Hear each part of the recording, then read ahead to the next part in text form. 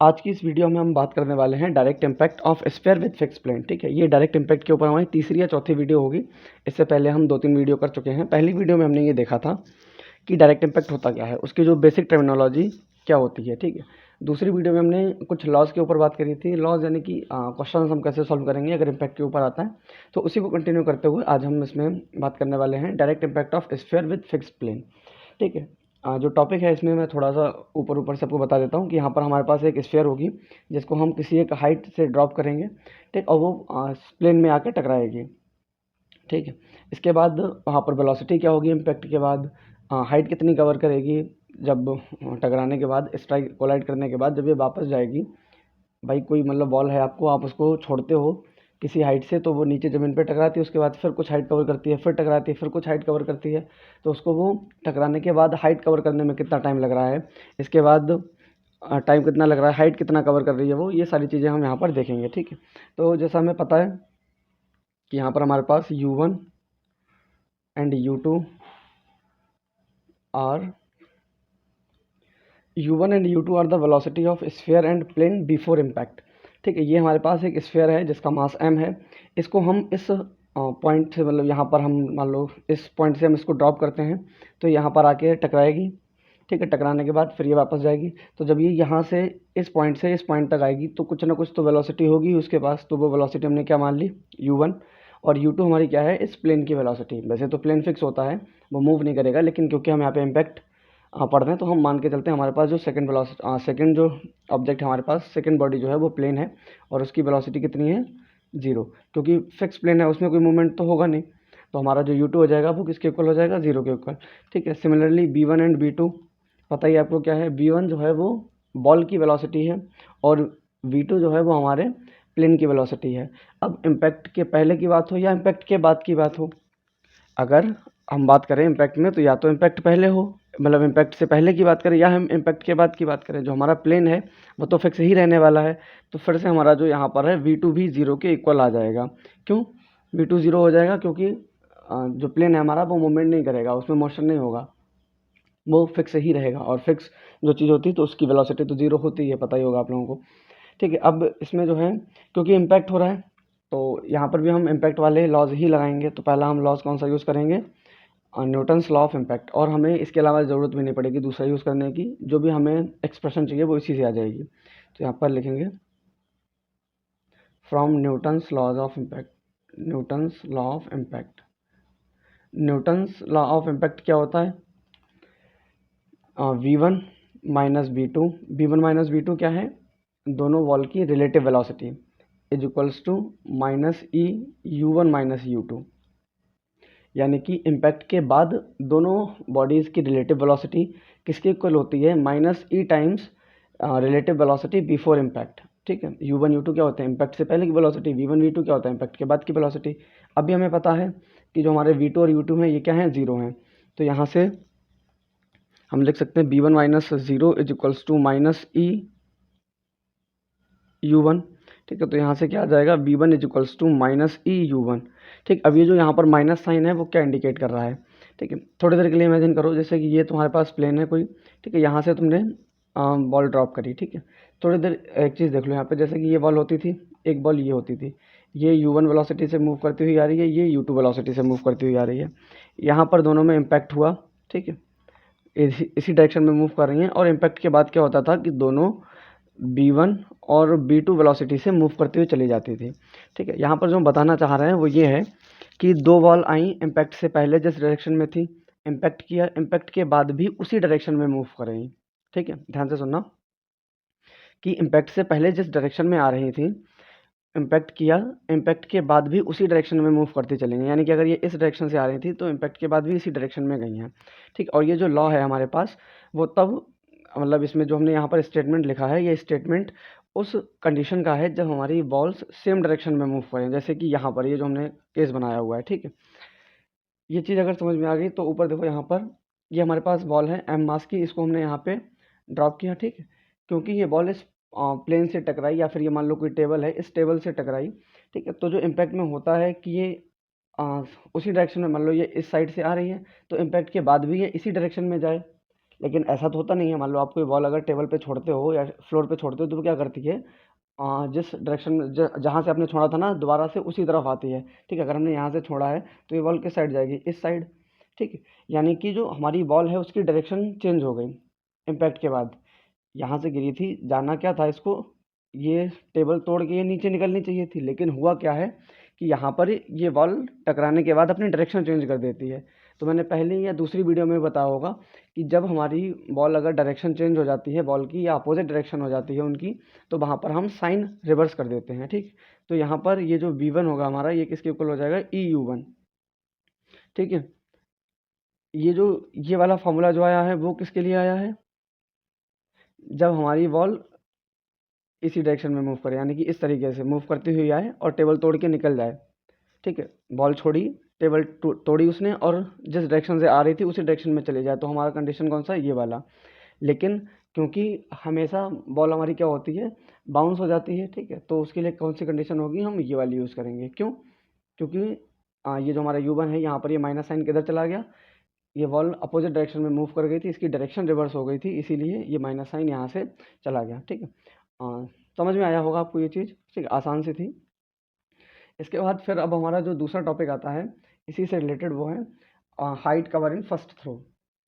ठीक है, अब देखते हैं इसे, हाइट ऑफ फर्स्ट थ्रो। अब हम इसमें देखेंगे कि यहाँ से बॉल गिरती है, ठीक है, फ्लोर पे टकराती है, अब टकराने के बाद ये कितनी हाइट कवर करेगी, उस चीज़ को हम यहाँ पर देखेंगे। अच्छा, एक चीज़ हम क्लियर कर दें, यहाँ पर ये जो अभी हमने फाइंड किया था, ठीक है, V1 equals to minus EU1 और V1 इजिकल्स टू EU2, इससे हम क्या कंक्लूजन निकाल सकते हैं कि इम्पैक्ट के बाद जो वेलोसिटी होगी वो इम्पैक्ट से पहले की वेलोसिटी में अगर हम ई मल्टीप्लाई कर दें, ई यानी कि कोफिशिएंट ऑफ इलास्टिसिटी, अगर हम मल्टीप्लाई कर दें तो हमारे पास क्या आ जाएगा, इम्पैक्ट के बाद की वेलोसिटी हो जाएगी। ठीक है, या हम इसको इस तरीके से भी बोल सकते हैं कि अगर हम sphere rebound in the opposite direction with velocity E times the velocity of striking before impact.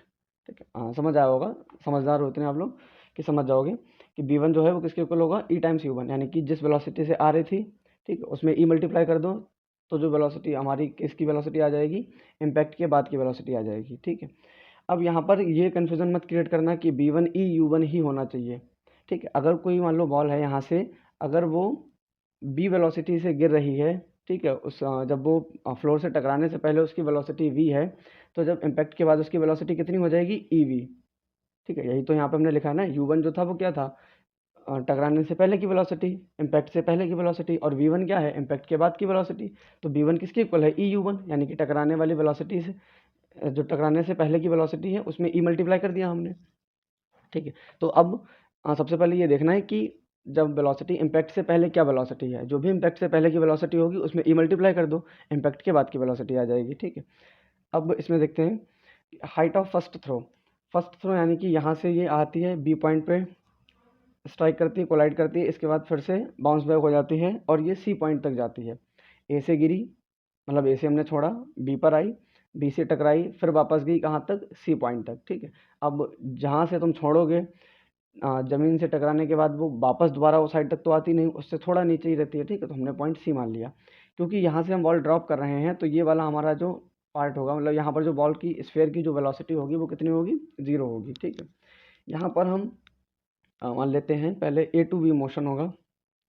ठीक है, ए से बी के लिए, ठीक है, यहाँ पे हम न्यूटन्स का जो थर्ड लॉ ऑफ मोशन है वो यूज़ करेंगे, जो कि होता है हमारा b square equals to u square plus 2GH।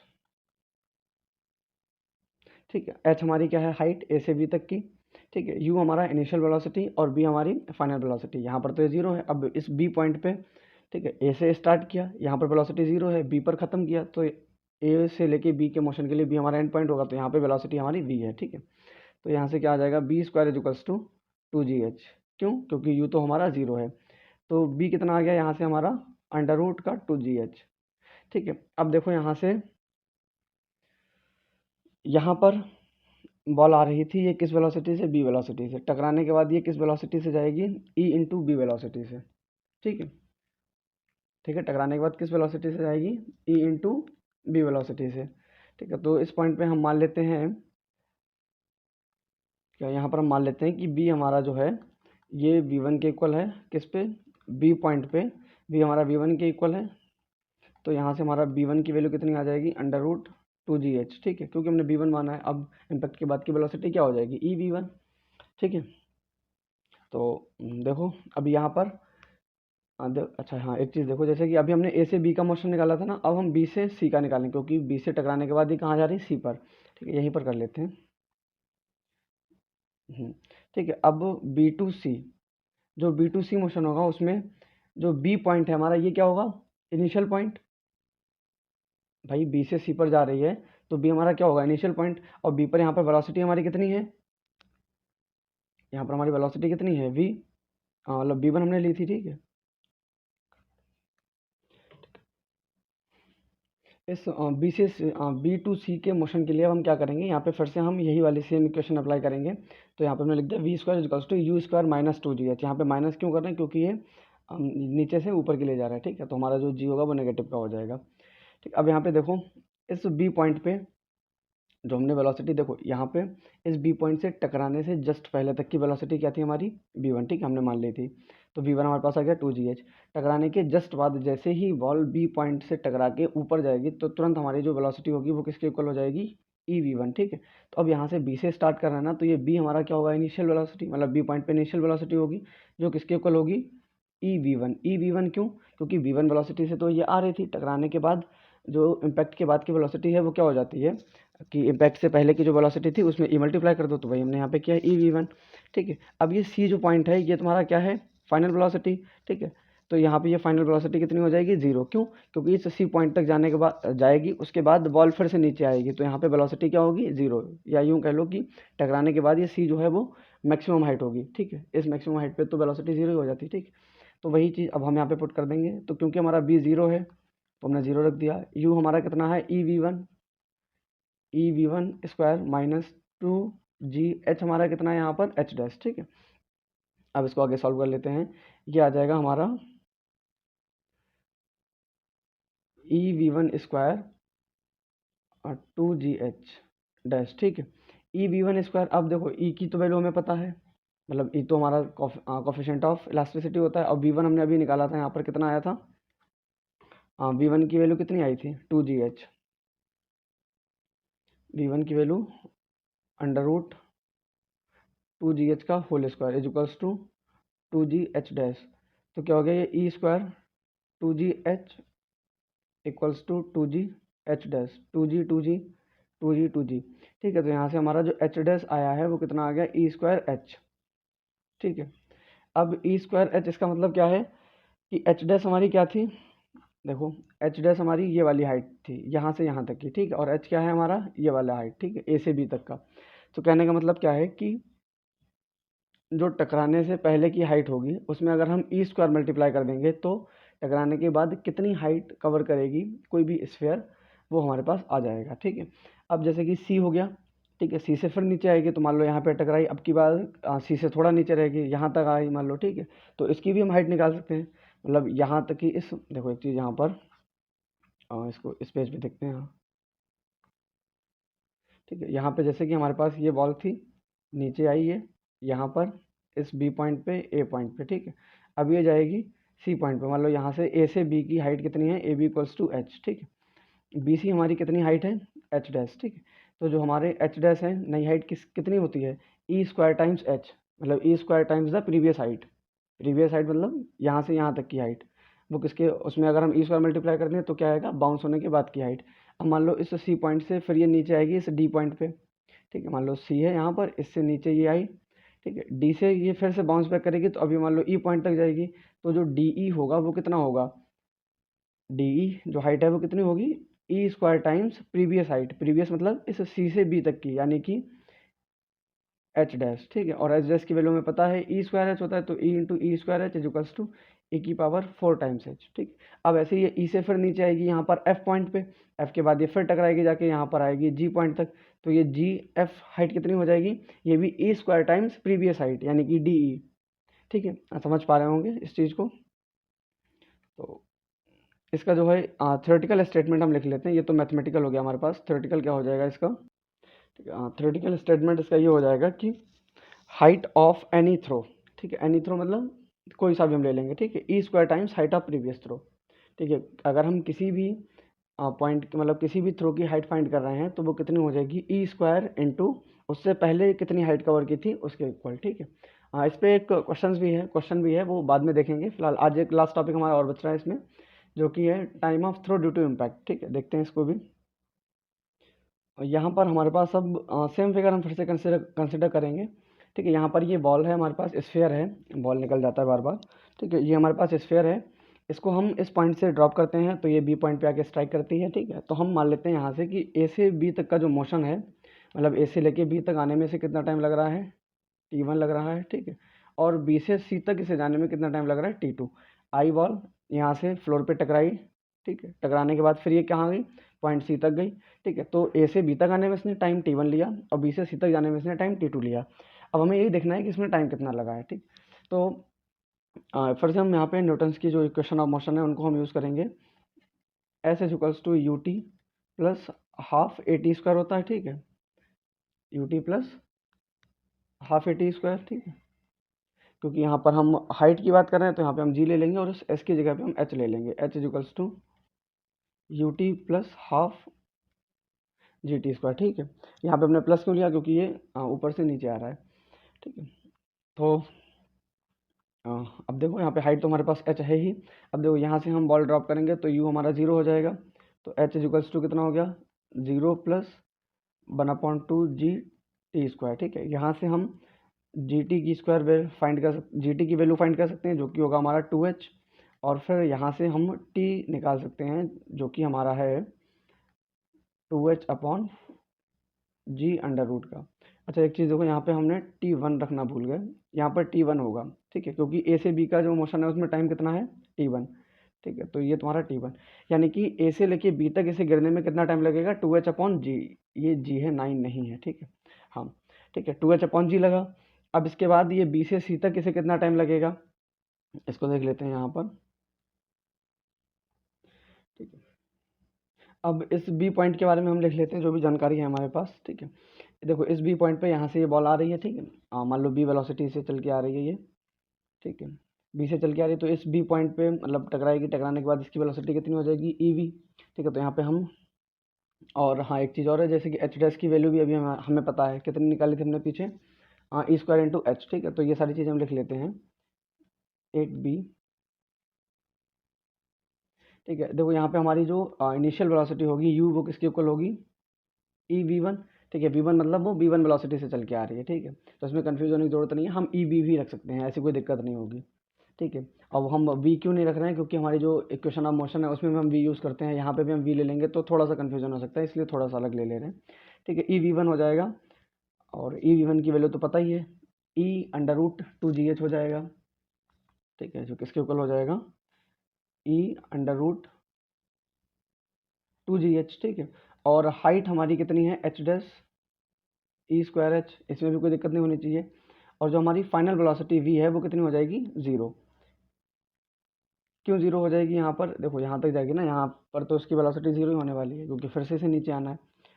तो आई थिंक सारी चीज़ें हमने लिख ली हैं, अब तो कुछ नहीं बचा। ठीक है, अब हम यहाँ पे यूज़ कर देंगे v is equals to u minus g t. ठीक है, ये भी न्यूटन की इक्वेशन ऑफ मोशन है। जब हम हॉरिजॉन्टल मोशन पढ़ते हैं तो उसमें हम एक्सेलरेशन यूज़ करते हैं, यहाँ पे हम हाइट की बात कर रहे हैं तो हम जी और एच को यूज़ कर रहे हैं। ठीक है, क्योंकि बॉल जो है यहाँ से यहाँ जा रही है। ठीक है, इसीलिए यहाँ पे माइनस साइन हो गया, अगर ऊपर से नीचे आ रही होती तो प्लस साइन हो जाता। ठीक है, वी हमारा कितना है, ज़ीरो।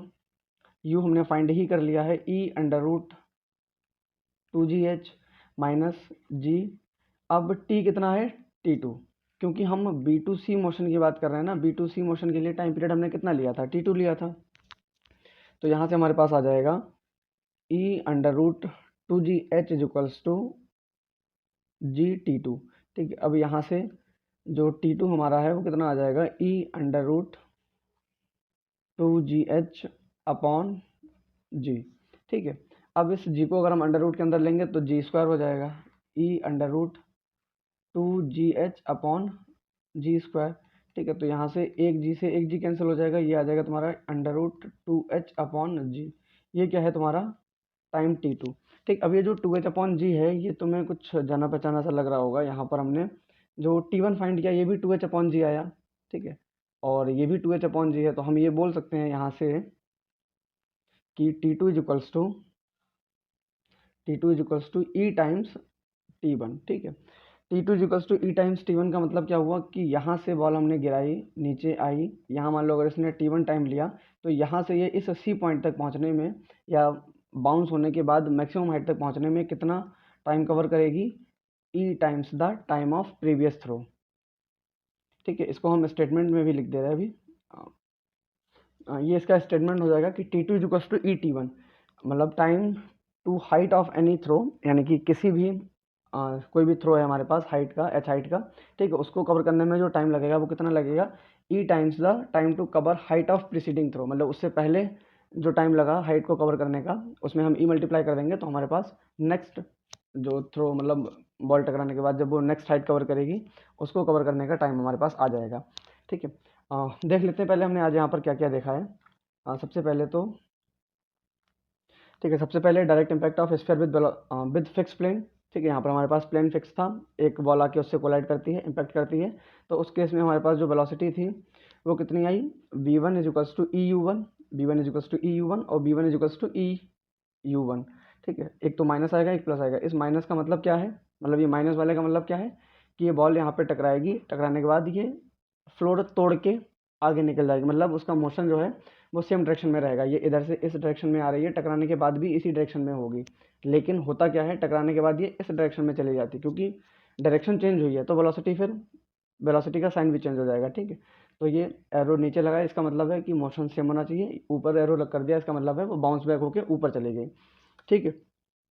इसके बाद फिर हमारे पास आता है height of first throw. Height of first throw का मतलब क्या है कि यहाँ से मतलब किसी हाइट से हम बॉल छोड़ते हैं, स्फीयर को हम ड्रॉप करते हैं किसी फिक्स प्लेन पे, तो प्लेन के साथ इम्पैक्ट करने के बाद वो कितनी हाइट कवर करती है, तो कितनी करती है, ई स्क्वायर टाइम्स एच, ठीक है। तो ये चीज़ हमने ड्राइव करी थी यहाँ पे। और हाँ, एक चीज़ जैसे कि यहाँ पे हम B1 ले रहे हैं, ठीक है, या हमने यहाँ पर B यूज़ किया है, ठीक है, और इससे पहले वाले में हमने U यूज़ किया था, तो इससे कन्फ्यूज़न नहीं क्रिएट करना है। सिर्फ इतना ध्यान रखो कि जिस स्पीड से बॉल आई है फ्लोर पर टकराएगी, टकराने के बाद, ठीक है, ई से मल्टीप्लाई कर दो तो टकरा के जाने की वेलोसिटी आ जाएगी, ठीक है। यहाँ से कोई बॉल यहाँ से गिरती है, इधर मान लो बी वेलोसिटी से आ रही है, तो इम्पैक्ट के बाद की वेलोसिटी क्या हो जाएगी, ई वी वन, ठीक है। यहाँ पर ये इसको B1 कर लो तो ज़्यादा सही, ठीक है। मान लो अगर ये B1 वेलोसिटी से आ रही है, टकराएगी, टकराने के बाद ई V1 वेलोसिटी से चली जाएगी, बस इतना सा है। और यहाँ पर हम ये V और U B वगैरह इसलिए नहीं यूज़ कर रहे हैं क्योंकि जैसा देख रहे हो यहाँ पे ये जो हमारी इक्वेशंस हैं वो भी B की फॉर्म में है, ठीक है। इसको भी हम B ले लेंगे तो थोड़ा सा कन्फ्यूजन हो सकता है, इसीलिए हम इनको पहले जनरल में सॉल्व किया, बाद में हमने एक स्पेसिफिक वैल्यू उसको दे दी है, ठीक है। सेम चीज़ हमने B से C के लिए किया है, ठीक है। जब डाउनवर्ड मोशन होगा तो वहाँ पे हम ये साइन प्लस के ले लेते हैं, फिर अपवर्ड में हमारा जो माइनस हो जाता है, ठीक है, ठीक है ना। इसके बाद फिर यहाँ पर हमारे पास आता है एच स्क्वायर आ गया, ठीक है। फिर लास्ट है हमारे पास time of any throw due to impact, कि टाइम कितना लगेगा कोई भी कवर करने में, कोई भी डिस्टेंस कवर करने में, हाइट कवर करने में, तो वो किसके इक्वल होता है, ई टाइम्स T2, कहाँ चला गया, हाँ, T2 is equals to e times T1, यानी कि अगर ए से बी गिरने में उसे T1 टाइम लगा तो बी से सी जाने में कितना लगेगा, ई T1, मतलब ई से मल्टीप्लाई कर दो, ठीक है, हाइट में ई स्क्वायर से मल्टीप्लाई कर दो, बस और कुछ नहीं है, ठीक है। काफ़ी आसान था। अब अगली वीडियो में हम इस पे बेस्ड क्वेश्चंस पे बात करेंगे। और हाँ, एक चीज़ छोटा सा टॉपिक इसमें और रह गया है, लॉस ऑफ काइनेटिक एनर्जी, ठीक है। तो लॉस ऑफ काइनेटिक एनर्जी बहुत ज़्यादा मतलब उसका डेरिवेशन तो नहीं कराएंगे, पर आसान सा है, उसका सिर्फ फॉर्मूला देख लेंगे। Okay, thank you.